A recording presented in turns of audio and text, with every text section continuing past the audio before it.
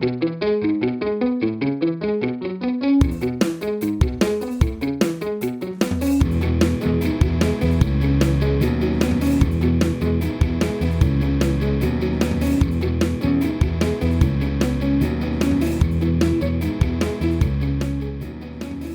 to Find Myself Free, the podcast. I'm Ellie Young, alcohol-free life coach, mom, and athlete. I'm dedicated to helping others change their relationship to alcohol by sharing my journey of transformation. Fascinated by my own capacity for change after decades of gray area drinking, I'm passionate about sharing what I've learned from neuroscience and positive psychology to help you break free from the drinking cycle and unlock your true potential. Hear my personal stories of triumph and struggle as I navigate raising two boys, finding myself after 40, building a business, and doing it all alcohol-free. From women's health and cycle syncing to fasting and biohacking, this podcast is your roadmap to a healthier, purpose-filled life that starts with changing your relationship to alcohol. It's time to embrace change, find balance, and create the life you were meant for. Welcome to Find Myself Free. Now, the holidays can be a whirlwind of too much drinking, overeating, sugar overload, late nights, and stress. And by the time January rolls around, you might be feeling bloated, fatigued, anxious, and down in the dumps. The combination of all that indulgence takes a toll on your body, especially your hormones, and it can leave you feeling drained and out of balance. But the new year is the perfect time to hit the reset button. Now, imagine waking up refreshed and clear-headed without the fog of regret or exhaustion weighing you down. You feel light in your body, free from bloating, and your mind is sharp and focused. You're no longer white-knuckling it through cravings. Alcohol doesn't hold power over you anymore. You know exactly what your body needs to feel balanced and calm, and your hormones are finally working with you, not against you. No more mystery PMS, surprise mood swings, or random energy crashes. You're in tune, in control, and full of gratitude for how far you've come. Your body feels nourished, your spirit feels peaceful, and your confidence is soaring because you know you did this and you're never looking back. This could be you. I am so excited to announce Nourish and Flourish, my New Year's program that is a game changer for women ready to hit the reset button and transform their health. Let's face it, trying to stop drinking, balance your hormones, and feel your best while juggling life can feel overwhelming. Alcohol is a sneaky crutch that affects your hormones, energy, and mood. You might be struggling with stress, weight gain, fatigue, and disrupted sleep, and not even realize alcohol could be part of the problem. The good news, with the right mindset shifts and detox strategies, you can break free, reset your body, and restore balance. My new program, Nourish and Flourish, is designed to help you first detox the holidays, reframe your relationship with alcohol, and balance your hormones. They are all tied together. And when you get there, you can take back control of your mental and physical health so you can lose weight, feel energized, be clear-headed, and ready to take on what's next. It's time to start the year feeling your best. Let's reset, recharge, and thrive together. Head over to my show notes and click the link to join Nourish and Flourish, where you will get my early bird discount rate. The program will run January 6th through the 31st, and I've never done this before, but you will get access to both of my signature courses, Brave and Balance, when you sign up for Nourish and Flourish. This comprehensive program is a game changer to help you detox, ditch alcohol, and get your hormones balanced. This is your year. I hope you join me.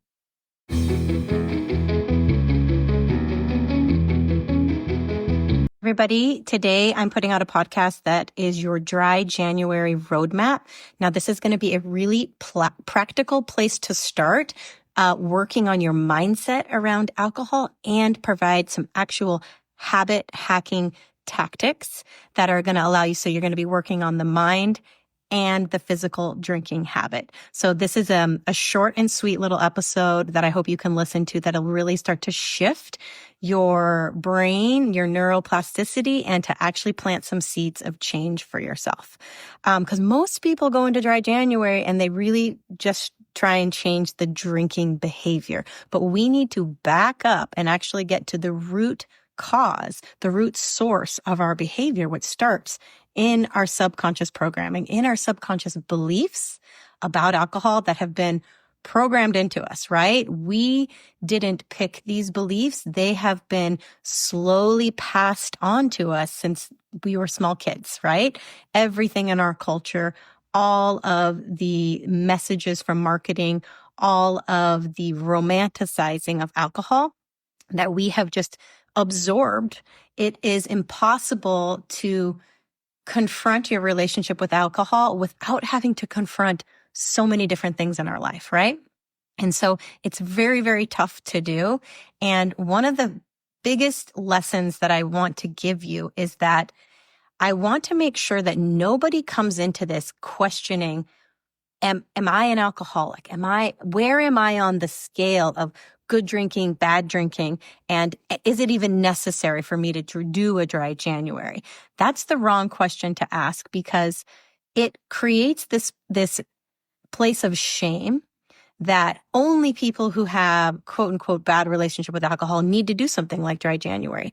And this is more a question about wellness. Will you be more well without alcohol in your life? 100%. 100% of people will be more well by reducing their alcohol consumption. And so wherever you fall on that scale of whether you want to quit entirely, whether you just want to cut back, whether you want to moderate, the goal is the same, and the outcome is still going to be impacted by working on these same little tactics here. But this notion that only certain people need to do this and that everybody else gets a pass with their drinking is completely wrong, because it puts the onus on the person that something's actually wrong with you because you've become attached to an addictive substance.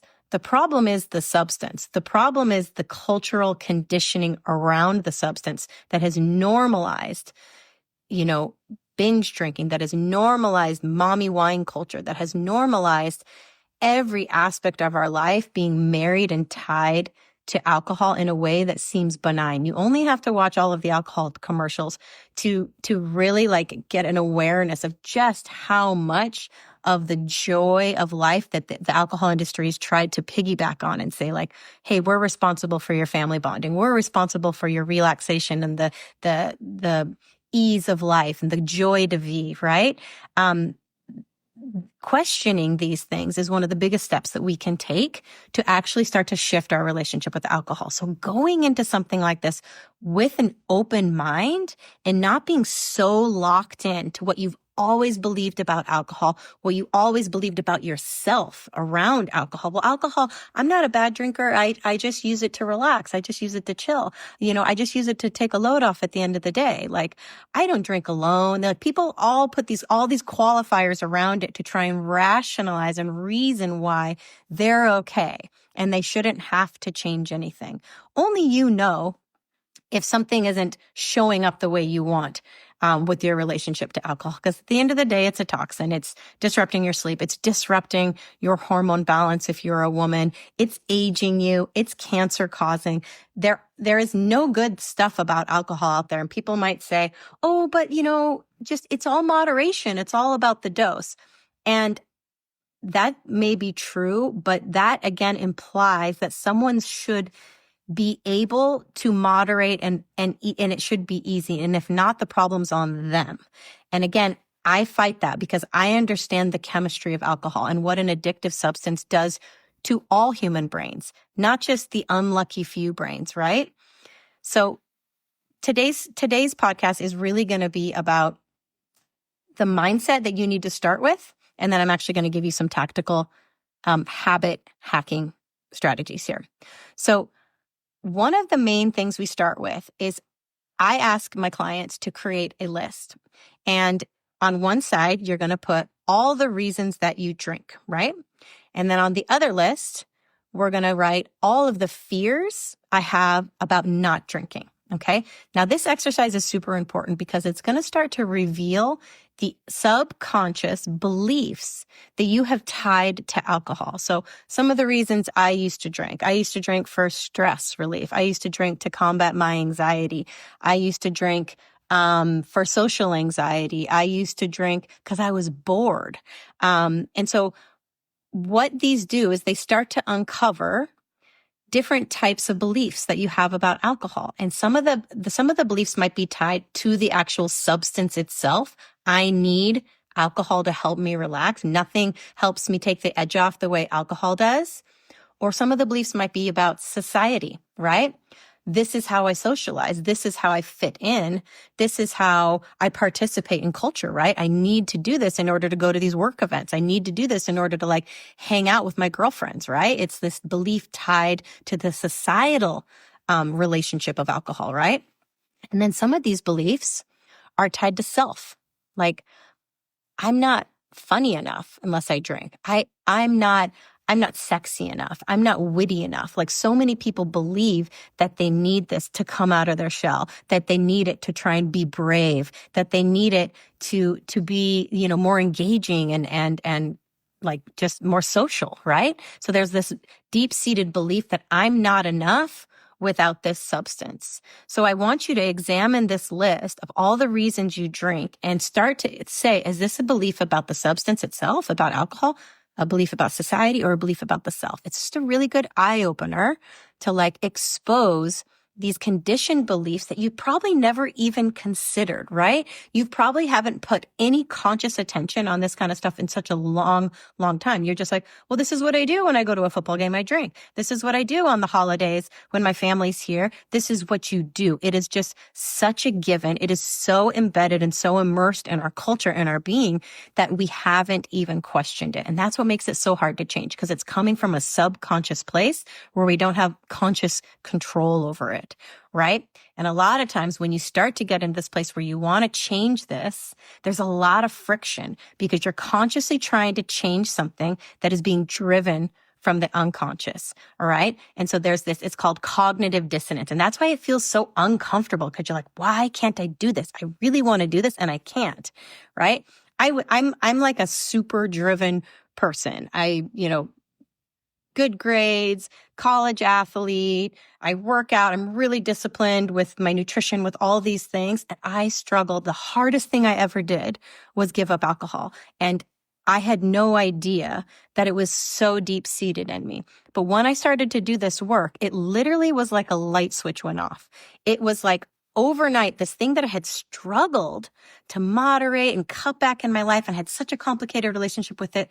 Once I really did start doing this work, it was like overnight, I lost my desire to drink. It is truly like magic when you really start to poke holes in the subconscious and shine a light on it and stop accepting all the things that you've ever been told about alcohol, all the messages, all the social conditioning, and you actually start examining it and you're like, wow, isn't that interesting, right?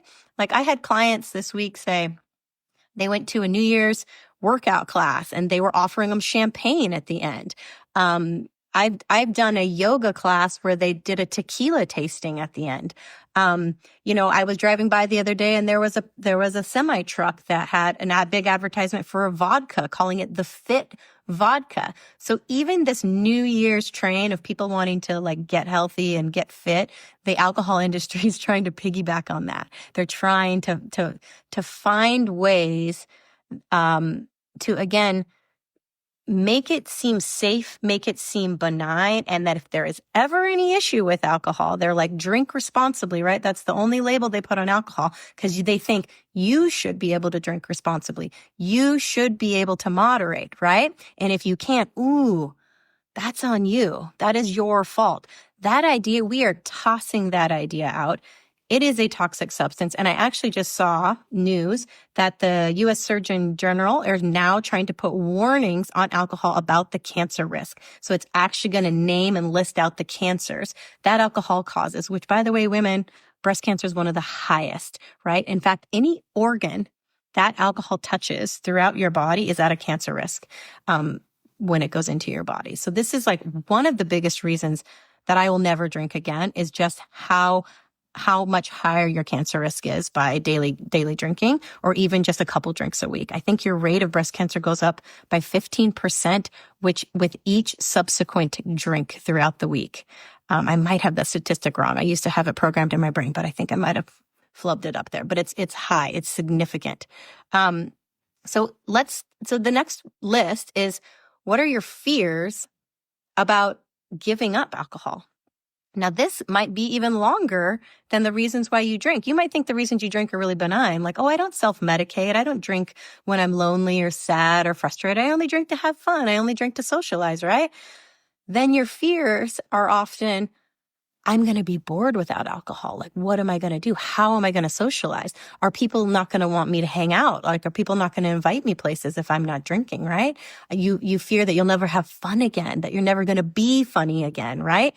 All of these fears, again, are coming from a place that is tied to either the substance, society, but often the self, like, I am not enough without this substance in my life. Like, I really can't enjoy myself unless I'm drinking alcohol. And so that's another one that kind of stings when you think about it, because you're like, wait a minute. Am I really letting a beverage in a glass, dictate my experience in this life?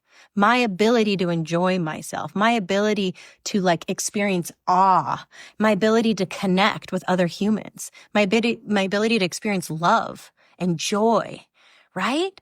Like, does it all hinge on a substance in a glass? I don't know about you, but I don't want that. Didn't want my entire experience. And I remember feeling that. I remember going places and trying to be alcohol free and feeling like, oh, I can't have any fun tonight because I'm not drinking. When I was pregnant, I used to, feel like, woe is me. I can't drink. I'm the designated driver. All of that deprivation that you feel when you're trying to cut alcohol is showing you that you have a belief that you think you need this substance to enjoy yourself. And that is where the change needs to happen. It's not whether or not you pick up the drink or not. It's how you think and feel about the alcohol. This is neuroplasticity. It's not a certain number of days that you need to go without alcohol. It's changing how you think and feel about the substance. If you look at that substance and you think, oh, that's my favorite thing in the whole wide world. That's how I wind down at the end of the day. It's the best part of my day. It's the best part of my vacation, right? Then yeah, you're going to feel deprived. But if you go, whoa, wait a minute. This stuff actually raises my cortisol. This stuff raises my anxiety. This stuff actually makes me sleep deprived, and it makes me wake up and feel ashamed the next day and full of anxiety. And I don't stick to my goals, and I don't show up great in my marriage. I don't show up great to my family. And I have a lot of guilt and shame about that. And at the end of the day, you push yourself to be, a good person and do all the things. And you might course correct like I did, where you're like, I'm going to work out really hard. I'm going to overachieve. I'm going to take all the supplements and diet and try and be skinny. And then at the end of the day, you're like, whoa, I feel burnt. And now I want to drink again, right? And I want to reward myself. That's another one of the biggest beliefs about alcohol, is that it's a reward, in that you deserve it at the end of the day. Like, this is the reward. This is the prize at the end of the day. Like, you deserve this, right? Especially for mothers, we have been so conditioned to, one, self-sacrifice, to people please our way through this decade of life when we're raising young kids. And that the one thing that we get at the end of the day is like, you can go have your wine, mom. Wine is the last thing you need, right? You need sleep. You need support. You need a day off. You need some rest. You need some connection. You need some exercise. You do not need a substance that's going to temporarily numb your anxiety, your dissatisfaction in life, and actually rob you of your sleep, disrupt your hormone balance, that is hinging on a thread, and actually make you more mentally unstable, more physically unstable, bloated. You're going to gain weight. It's literally enemy number one for women. Yet we have been conditioned that it's your best friend through hard times, right?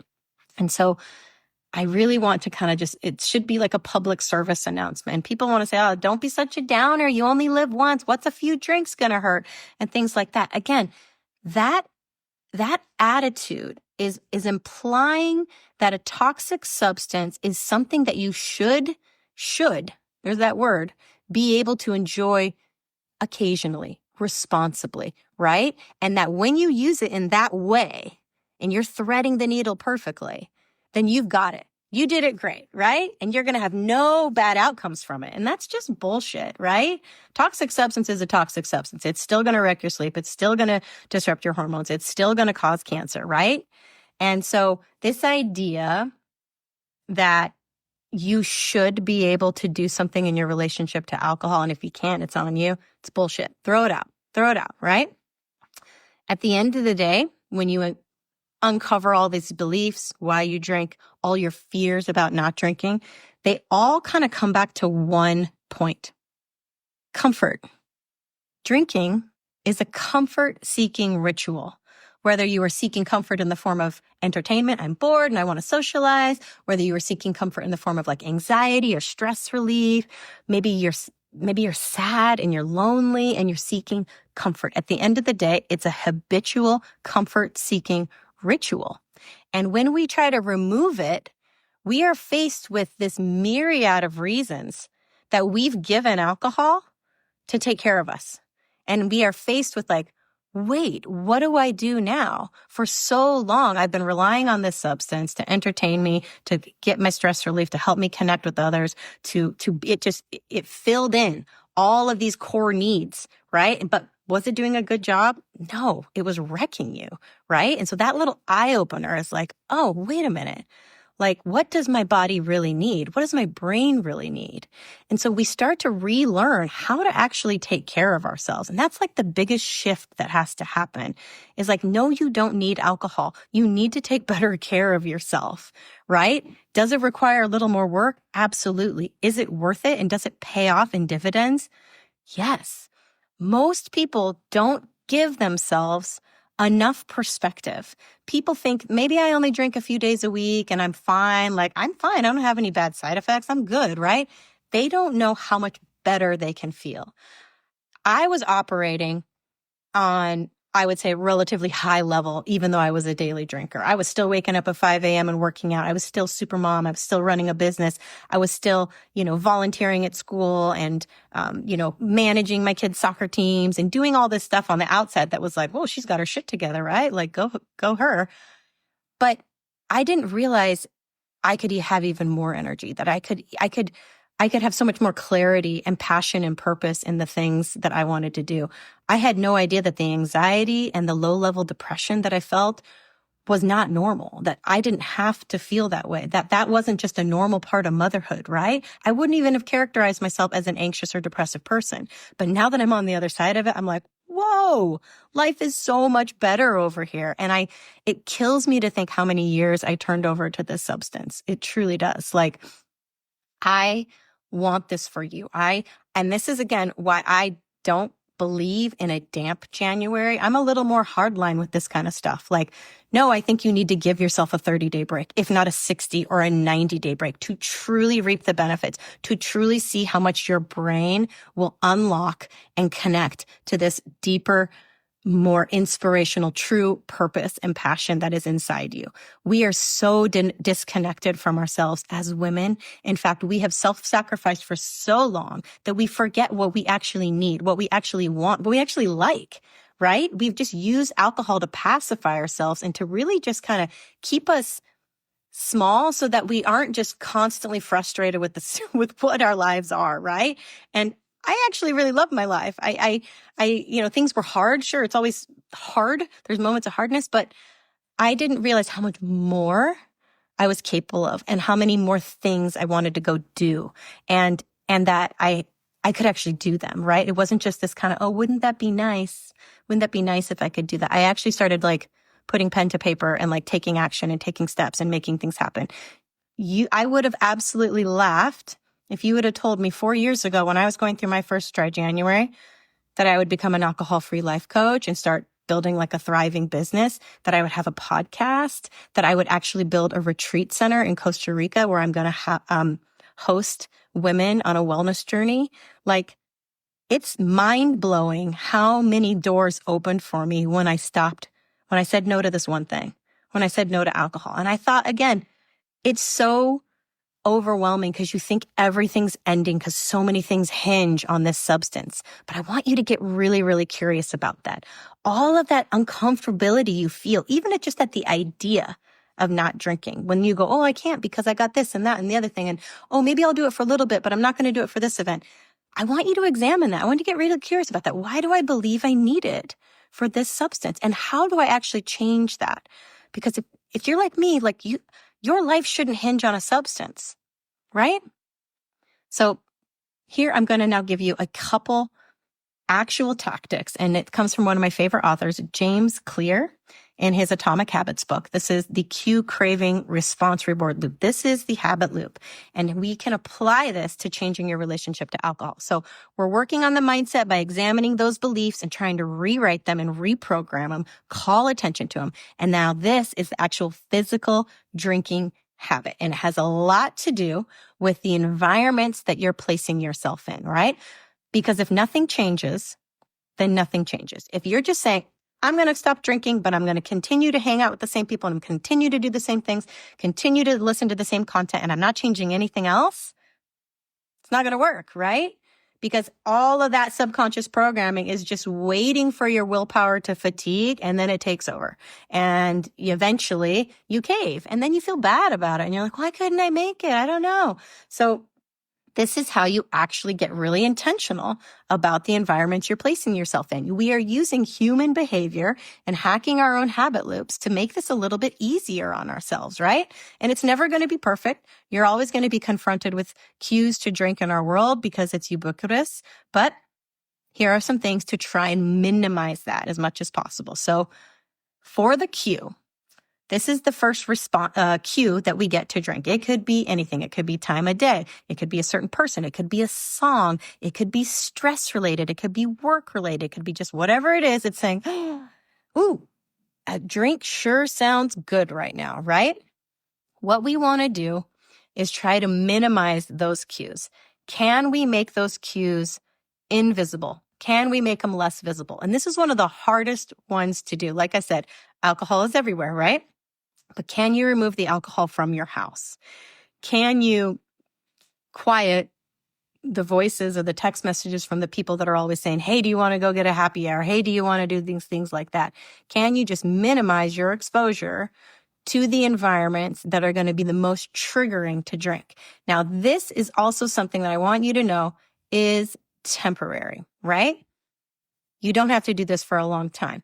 But if you want to make it easier on yourself in the beginning, until you build this foundation of strength, until you've built enough new rewiring in your brain that you have this new pathway that you can call upon, go for this. Because otherwise you're just going to be fighting your brain. You're going to be showing up in these environments and your brain's going to get cued to drink. And your brain is like, I want to go do the thing. I want to hop on this loop. One, because it's most efficient for the brain. It doesn't want to spend a bunch of energy trying to do a new thing. That creates a lot of friction and it's tiring on the brain. The brain's like, oh, I recognize this. We can go on autopilot here and just start drinking and check out, right? No. So what we do is we try to eliminate as many of those cues as possible so that the brain, we're not fighting our brain. Your brain is your own worst enemy, but we can hack it. And I'm going to teach you how. So the next thing that happens after the cue is the craving. You're cued to drink, and then you actually experience a craving thought that is also comes in tandem with a chemical reaction in your brain. Now, this is what a lot of people don't understand about like cravings. It's usually the thought is like, oh, a drink sure sounds good right now. You deserve it. It's been a long day. You're stressed out. One drink won't hurt. These thoughts come up, right? And they're stemming from a belief about alcohol. I need alcohol to help me relax. Alcohol is how I wind down, right? What also goes on, and this is the nature of an addictive substance, is that the brain releases something called dynorphin.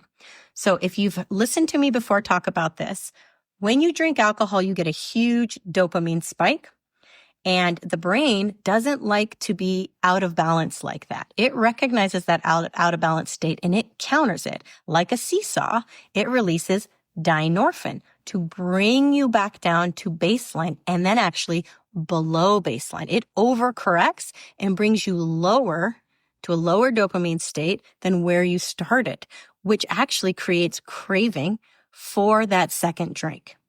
That is the depressant effect. Over time, as you keep drinking, you'll get another dopamine boost, but it won't go as high as the next one because the brain now is on to you and it says, oh, we got to release more dynorphin. And you end up going on this kind of downward slope. That is the depressant effect of alcohol.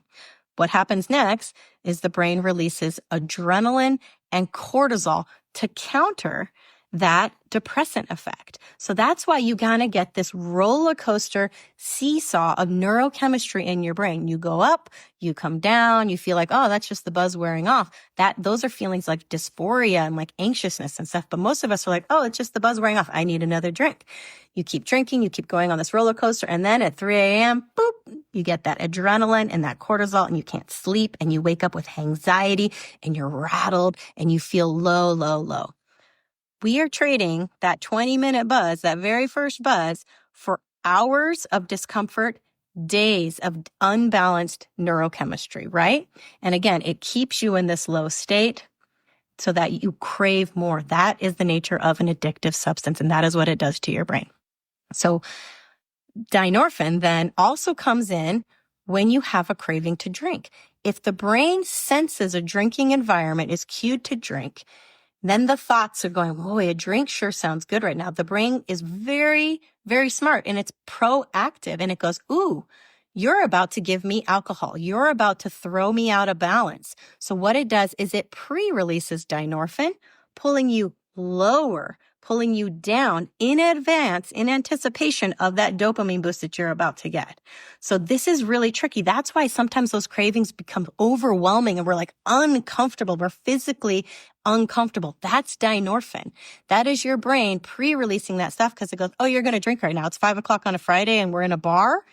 We're going to drink right now, right? And so that is what happens. And so we have to give our brain enough time and not drink during that craving loop in order for the chemistry to reset itself. And that's why one of the strategies that I help my clients with is called dopamine stacking. When you are overcome with a craving to drink and you are in that low dopamine state because the brain's pre-released dynorphin, we need to stack dopamine with other things incrementally. Exercise is one of the best ones. Getting outside and getting some sunshine. Going to see a friend, connecting. You can do all these things to start stacking that dopamine naturally so that you don't feel that void in your body so much, right? So that's the craving. We did cue, craving. The next one is the response. The response is the drinking, actually having the drink, right?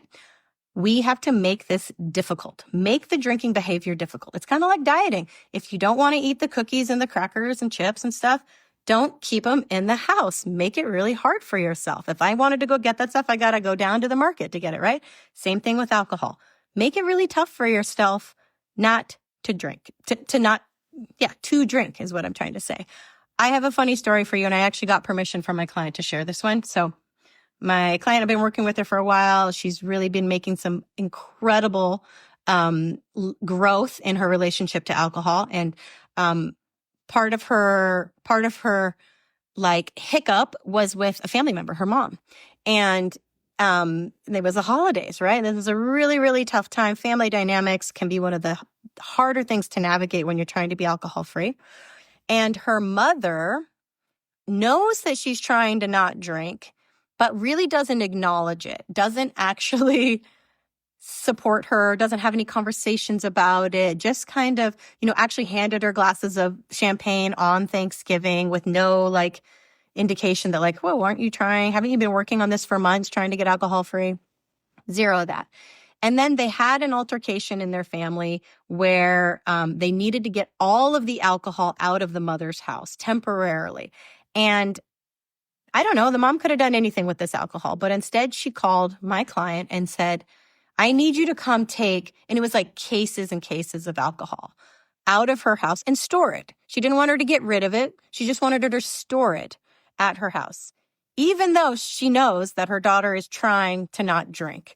And she's like, hey, you know what? I'm just going to put an entire like liquor store worth of alcohol at your house and just store it there, even though my client had no other alcohol in the house. Whoa, total sabotage, right? Total sabotage by like a family member, and which is just absolutely wild that these things can happen. This is it. And my client really handled it so well because she was like, it's just a great example of how much alcohol is going to be pressed upon you throughout your life, even with your best intentions, that this crazy situation can happen where like someone is like, I'm going to just put all this stuff right in front of you and ask you not to have it. Like, it's incredible, right? So all of a sudden, her drinking response, she's been experiencing cravings. She's doing all the mindset work, but now all of a sudden she has this boatload of alcohol being stored on her property and she's supposed to not drink it, right? And it's the holidays, like every cue possible, every craving imaginable. And then she had done such a good job of making the response, the drinking response difficult. She would have to drive 20 minutes to the store to get it. And now instead it's right there on her property. Ugh, right? I get it. I understand. So this is why we want to make it hard for ourselves. We want to make it difficult to do the drinking behavior. And I also want to say that this is temporary. This isn't something that you're going to have to do forever. And in fact, I still have alcohol in my house for guests. I have it for my husband, who only drinks occasionally and stuff. And I'm not tempted by it. Once I did this mindset work, I have literally no desire to drink. I don't even think about it. In fact, I'm like repulsed by it. And so again, this isn't temporary. It's not like some people think like, oh, I can't drink around you. Like I'm all of a sudden going to like grab their alcohol glass and like down it without, like I couldn't control myself. It's not like that. And that's also what's very different between a program like mine, where we work on neuroplasticity, and other alcohol stop drinking programs, because they will tell you that your addiction is going to be with you for life and that you're always going to be fighting it and you're one drink away from like your entire life being over, and that it's something you're going to fight every single day of your life. I'm going to tell you it's not that way at all. This is something that you can totally change. You can rewire your brain. It doesn't matter who you've been, your history, your family history. You can 100% change your relationship to alcohol. And it starts with this type of work. Examining your subconscious beliefs that are driving your drinking behavior, getting really curious and compassionate with yourself, not shaming yourself like, what's wrong with me? Just trying to get to the root of it. Oh, I drink when I'm lonely. I drink when I'm frustrated and I'm sad. Okay. What do I need instead? Oh, I need some connection. I need to go for a walk with a friend, right? That's what I actually need. And when you start taking better care of yourself and you start feeling good and you start reaping the benefits of an alcohol-free life, it's like a snowball. It just starts to accelerate and you start to feel so much better and you start to wake up your intuition. Your brain comes back online. Your brain actually starts to regrow because alcohol actually shrinks the brain. So that's why you experience these like aha moments where you're like, oh my gosh, this is the best kept secret in the entire world, especially for women. If you have been sabotaging yourself with alcohol and you haven't been sleeping, you are chronically sleep deprived and your hormones are a wreck, you can experience such transformative change in as little as a month. But if you give it 3 months, I'm telling you, you will feel like a new human. You will reverse age and everything unlocks for you. The ripple effect in your life and all around you is profound. It is just profound. And that's why I coach it. And that's why I want to spread it, because I am so in love with my life now, alcohol free. And I want to pass this gift on. I want other people to give it a try, to give themselves that perspective shift. You need time to recognize, to really untangle the web of alcohol in your life and to get really curious and compassionate. And it doesn't have to come from this dark, sad place. It can come from like, I just want to pursue my best health. And I know this thing is holding me back. If you are even listening to this, I know alcohol's not showing up in your life the way you want it to anymore, right? You're curious. You're curious if this little shift is something that can change you for the better. And it's going to be hard and it's going to be messy, and progress is never linear. There's going to be slip ups, and every single one you learn from. But I am one of those people who fully believes that you have to give it 100% go. You have to try to get to a place where you don't drink anymore. I do. I believe that, because but harboring this little belief that at some point you can get back to a place where you're like, I can just have one drink and I'll be fine. You're still holding on to a little belief that alcohol is something enjoyable and great in your life, that it's not the toxic, sleep-wrecking, hormone-disrupting, cancer-causing substance that it is, right? All of the things that you're tying to it, where you're like, but I really just want to enjoy myself with my girlfriends. You can have all that. You can connect with people. You can celebrate the holidays. You can do all the things that you think you need alcohol to do, and even more alcohol free. because your brain is going to be fully online. You're going to be taking in the world with all 5 of your senses. You are not going to be dimming your light. You're not going to be dimming your experience and wrecking your neurochemistry. I promise you, this is the game changer. All right?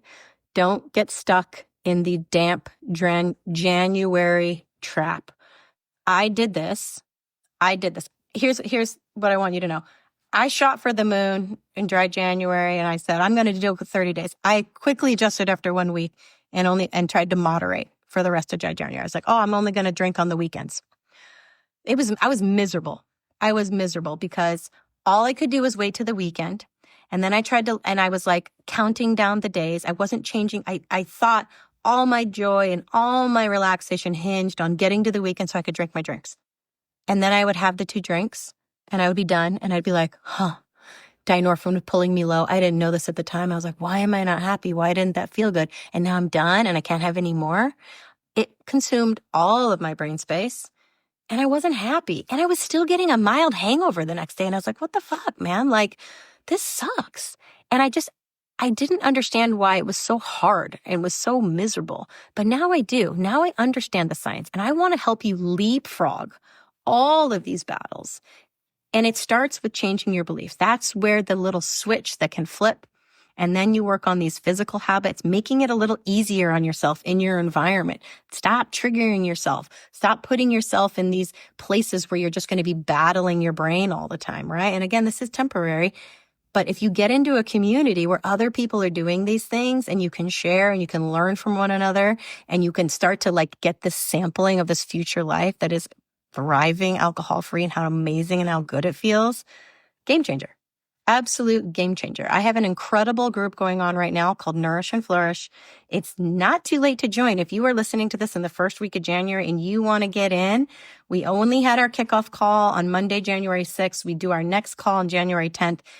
And it is awesome. It is a 3-for-1 program. I've never done this before where I'm offering all 3 of my signature courses for the price of 1. So Nourish and Flourish is the detox course, which is helping you learn how to detox through the lens of your hormones. So we are not depriving ourselves. We are actually nourishing and giving ourselves what our bodies need according to our cycle.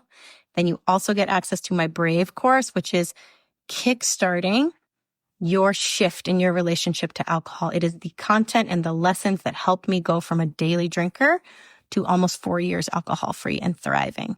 After we get through Brave, we go into Balance, which is your roadmap to hormone balancing.